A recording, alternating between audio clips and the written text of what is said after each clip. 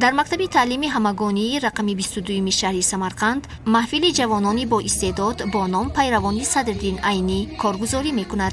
دیروز با اشتراک خوانندگان جوانی با استعداد این محفل و راهبری محفل ترغیباتچی کارهای ایجادی مدنی مکتب عزیزه شکورова در موضوع کتاب دوستی ما چاره‌بینی ایجادی و فرهنگی دایر گردید. در قسم آغازبخش‌های آن خوانندگان با لیاقت مکتب درباره سلام، کتاب، استاد و وطن شعرها قرائت نمودند.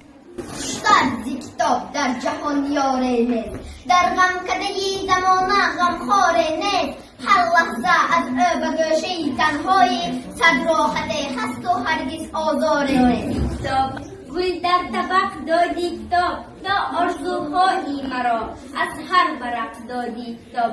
تدبیر با دو زبان، زبان تاجیکی و ازبکی برده شد. خواننده صنف پنجمی شهلا بانو در موضوع کتاب بیزنینگ دوستیمیز یعنی کتاب دوستی ماست سرودی دلنشینه اجرا کرد.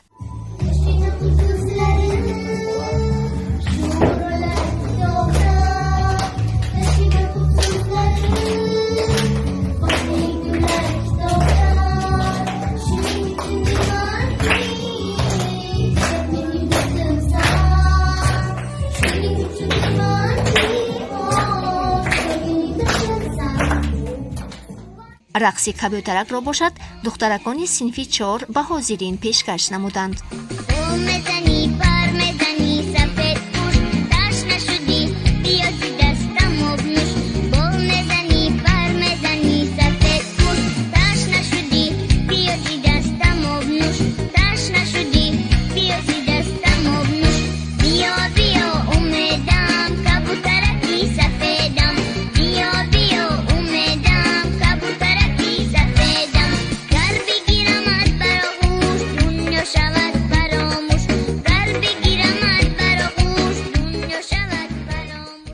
خوانندگان صنف‌های 5 و 6 باشد صحنه‌چه‌ای را دایر به معرفت نمایش دادند که پسندی حاضرین گردید. تشکیلاتچیان و حاضرین چاره‌بینی به آن عقیده‌اند که برگزاری چنین تدبیرها برای در روحیه دوستی و رفاقت، وطن پروری، حرمت به اجدادان بزرگ خود تربیت نمودن دانش آموزان مساعدت خواهد کرد.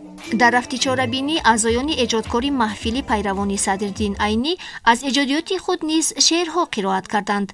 در فرجام چاره‌بینی معاون دیرکتور اوید به کارهای معنوی معرفی مکتب میرزایی و نعیمه به اشتراکچیان و راهبران آنها برای تشکیل چنین چاره‌بینی اظهار سپاس نمود.